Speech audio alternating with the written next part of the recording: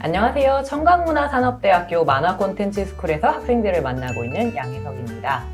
오늘은 저번 시간에 이어서 80년대 여성 만화에 이은 90년대 여성 만화를 알아보려고 하는데요.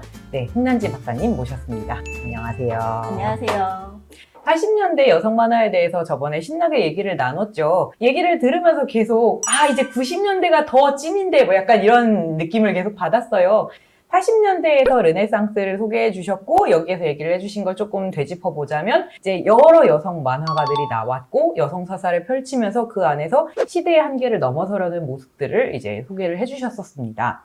그래서 이번엔 90년대로 넘어오게 되는데요. 마지막 부분에 굉장히 제가 궁금했던 부분이 있어요. 근데 르네상스 다음에는 뭐가 있었나요? 라고 말씀을 드렸더니 이제 사람들이 만화에 대한 이제 니즈가 더 많아지면서 분화되었다라는 얘기를 해주셨어요. 분화라는 건 이제 많이 갈라졌다는 얘기일 텐데 어떤 식으로 갈라졌는지 그리고 르네상스의 후계자들이 어떤 형태로 나타났는지 굉장히 궁금합니다. 그 얘기부터 좀 들어보고 싶습니다. 90년대에 이르러서는 이제 본격적으로 순정 만화 잡지들이 엄청나게 많이 수적으로 늘어나게 돼요. 네. 이 수적으로 늘어나게 되면서 우리는 어떤 차별성을 가진 잡지의 정체성을 가질 수 있을 것인가를 고민하다가 뭐 굉장히 어린 세대들을 위한 잡지, 조금 그 청소년의 어떤 사춘기를 겪고 있는 그런 세대들을 위한 잡지, 이런 식으로 굉장히 세분화되었다고 볼 수가 있고요.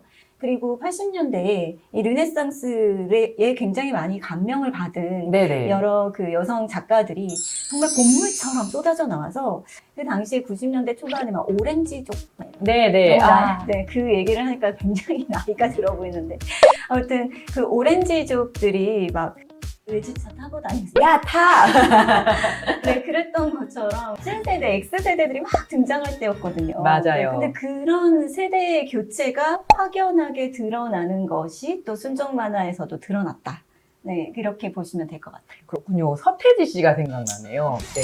갑자기 눈이 또 커지셨어요. 네. 서태지와 아이들, 네네. 설사. 그렇죠. 네, 이런 분들이 정말 그 X세대의 대표 주자로서 활동을 하던 시기여서 거기에 맞춰서 대중문화 콘텐츠에서도 특히 만화계에서도 어떤 주인공들의 그런 성격이나 그런 설정들이 굉장히 많이 변하게 되었고 내가 지금 살고 있는 이 시대 그리고 관계에서 나는 얼만큼 성장할 수 있을까?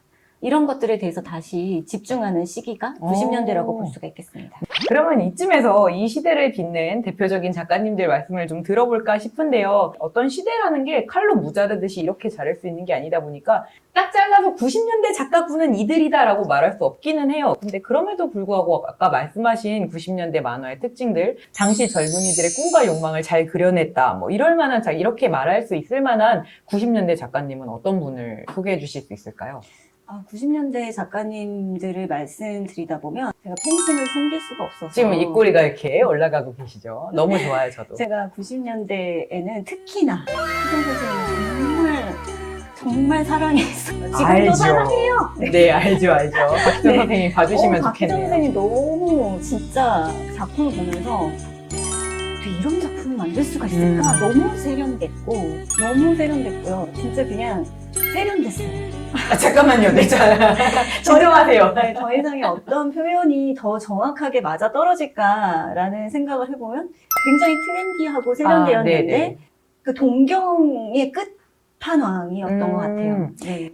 제가 농담 삼아서 이제 진정하세요라고 얘기를 하긴 했는데 그 말씀이 무슨 뜻인지 저도 같은 시대를 살았기 때문에 충분히 이해할 수 있습니다. 왜냐하면 펜선 하나, 그냥 스쳐 지나가는 컷 하나도 굉장히 멋지다라는 표현이. 그리고 지금도 여전히 활발히 활동 활동하고 중이시잖아요. 계시죠. 네. 네. 그러니까 박희정 선생님의 작품의 어떤 성격을 제가 너무나 부족한 어휘력으로 세련됐다라는 얘기만 드렸는데 네네. 캐릭터가 이 컷 안에서 어떤 식으로 보여져야 가장 이야기를 잘 전달할 수 있을까? 그러니까 가장 멋있는 포즈가 어떤 것일까를 굉장히 많이 고민을 하셨다는 생각이 들어서 한 컷 하나, 한 컷을 보는, 그리고 그 컷을 연결하는 그 연출력이 너무나 남달라서 이거는 영화로 찍었어도 되지 않았을까라는 생각이 들었고, 저도 영화적인 연출이라는 생각을 많이 했어요. 그쵸. 보면서. 네. 네, 그래서 저는 이 컷과 컷의 연결이 마치 동영상처럼 흘러간다는 생각이 들어서 굉장히 인상을 강하게 받았습니다.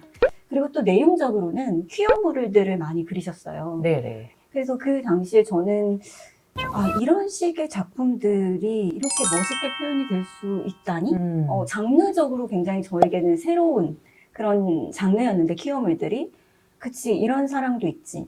네, 그걸 굉장히 설득력 있게 그려서 네. 아직까지도 퀴어물들이나 비엘물들을 그냥 편견 없이 바라볼 수 있게 된 것이 박희정 선생님의 작품을 통해서 내가 네네. 접한 그런 아름다움이나 어떤 설득력 있는 그런 스토리를 부터가 아닌가라는 생각이 들어요. 그렇군요. 아직 박희정 선생님의 작품을 접해보지 않으신 분께 일단은 이걸로 진입해보세요라고 권할 만한 90년대 작품이 있다면 무엇일까요? 단연코 호텔 아프리카고요. 그러니까 캐릭터마다 사연들을 모두 다 갖고 있으면서 그게 하나로 융합이 되는 그런 작품이어서 저는 꼭 추천드리고 싶습니다. 또 이제 다른 작가님에 대해서 이야기를 한다면 또 어떤 작가님을 소개해 주실 수 있을까요? 박희정 선생님 다음으로는 이제 저는 유시진 작가님의 작품을 네. 추천드리고 싶어요.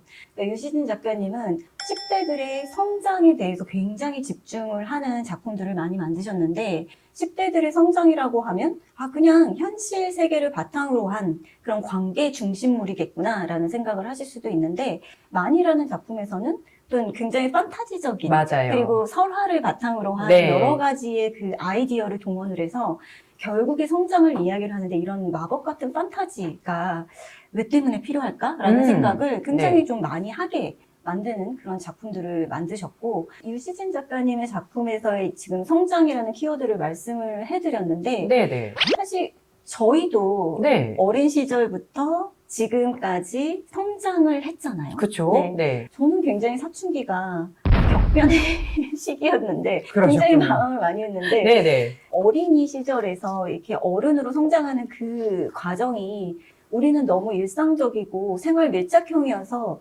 신기하다는 생각이 들지 않지만, 지금에 네. 와서는 되게 마법 같은 시간이었구나. 맞아요. 네. 네. 이렇게 성장을 하게 된다는 게 그냥 일반적인 사건들이 아니라 정말 이 한 사람의 인생에 있어서는 굉장히 마법 같고 판타지적인 그런 시간이었어서, 아마도 유시진 작가님께서는 그런 판타지 혹은 SF적인 상상력으로 성장을 다루려고 하셨던 게 아닌가라는 생각이 들었어요. 그렇군요. 또 90년대 대표 작가 이분을 빼놓고 가면 서운하다. 또 몇 분 더 소개를 들어볼까요? 네. 우선 저희 청강문화산업대학교의 만화 콘텐츠 스쿨에 알 것 같아. 저의 최애 작가님이십니다. 네, 교수로 재직 중이신 한혜연 작가님을 또 빼놓고 설명드릴 수가 없죠. 독특하시죠. 진짜. 이 시대에 네. 뭔가 대체 불가능한 작가님이시죠. 맞아요. 90년대 후반에 정말 호련히 나타나셔서 네. 자신만의 작가 색채를 계속해서 아직까지도 유지시키고 계시는, 그래서 지금까지 활발하게 활동하고 계시는 한혜연 작가님이 계세요. 한혜연 작가님의 작품 색깔이 독특한 것은 제가 순정 만화에서부터 얘기를 계속 했고, 네. 그리고 여성 작가들이 만드는 작품들은 로맨스, 그러니까 사랑을 다룰 수밖에 없지 않아? 라고 하는 어떤 소재에 대한 편견을 말씀을 드린 바가 있는데, 한혜연 작가님은 사랑을 다루시기도 하지만 조금 더 긴밀한 어떤 내용을 다루실 때 스릴러, 미스터리. 거장이시죠. 네, 이 부분에 굉장히 그 노력을 많이 쏟으시고, 맞아요. 그런 내용들이 많이 드러나서 도대체 이 주인공들은 무슨 생각을 하는 거지? 라는 식의 생각도 하게 만드는, 네, 그런 독특한 작품색을 가지고 있는 아주 정말 빼놓을 수 없는 작가님이시죠, 한혜연 그렇습니다. 작가님. 제 역사를 되짚어보자면요. 한국 만화에 대한 편견이 약간 있었답니다. 그래서 역시 만화는 일본이지 막 그러면서 일본 만화를 죄송합니다. 청강문화산업대학교 만화 콘텐츠 교수지만 그런 시절이 있었답니다. 그래서 한혜연 작가님 단편집을 읽고 세계가 뒤집히는 경험을 한 거예요. 그게 일루전이라는 상하권 2권으로 된 단편집이었는데, 그걸 보고 부들부들 세상에 이런 세계가 막 그러면서, 저는 그런 아까 말씀하신 편견이 그대로 있었던 거예요. 한국 순정 만화는 다 사랑 노름이나 하고 난 사랑에 관심이 없는데 다 이제 조금 가난한 여자애가 조금 잘난 남자 만나서 그냥 잘 되는 얘기겠지 이런 생각을 가지고 보다가 한희연 작가님의 작품 세계를 보고는 완전히 빠져들어서요. 나도 이런 이야기를 쓰고 싶다라고 생각하게 된 그런 작품집입니다.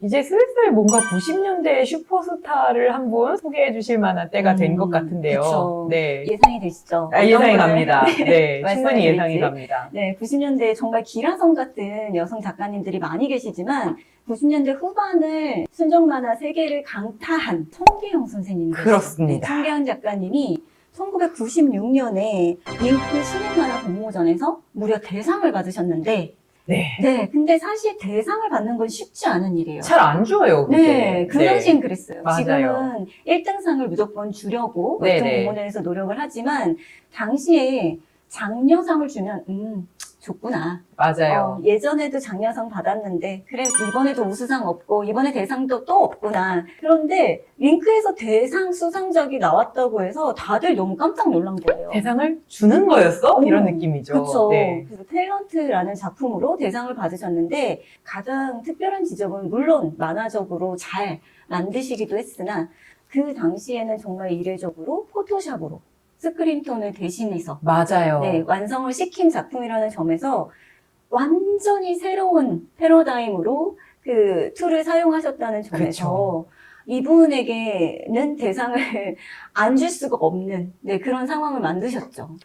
청계영 작가님의 작품이 정말 사회 현상으로 번지다 보니까 맞아요. 그 H.O.T의 뮤직비디오에 청계영 작가님이 원화를 그리셔서 맞아요. 애니메이션으로 나왔었잖아요. 맞아요. 잊고 있었네요. 네. 그런 일이 있었습니다. 우리 들으면서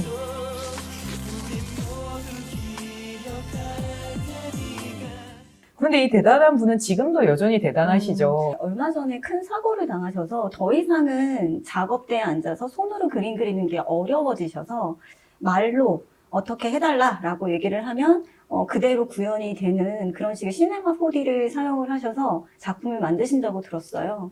봉식이 찾아줘. 더블 클릭. 그려줘. 그러니까 생각이 한계가 없으신 것 같아요. 그러니까 만화를 이렇게 되면 만화를 못 그려가 아니라 그러면 어떻게 하면 그릴 수 있지? 라고 생각해서 그 길을 여시는 분이라는 생각이 들어서 굉장히 존경스러운 마음입니다. 그러면 90년대의 만화에 대해서는 오늘 이쯤에서 마무리를 드리고자 합니다. 저희 재미있는 만화 많이 소개해 주셨고 하니까요. 아까 말씀드린 것처럼 찾아보시거나 아니면 저희 청강문화산업대학교를 방문하셔서 박물관도 둘러보시고 이제 귀한 초판 잡지도 한번 살짝 보시고 그리고 만화 도서관 찾아가서 이거 그때 소개했던 그 만화다 하고 찾아서 여러 가지 좋은 인연이 되었으면 좋겠습니다. 여기까지 들어주신 분들 감사합니다. 저희는 다음번에 더 재미있는 콘텐츠로 찾아뵙도록 하겠습니다. 감사합니다.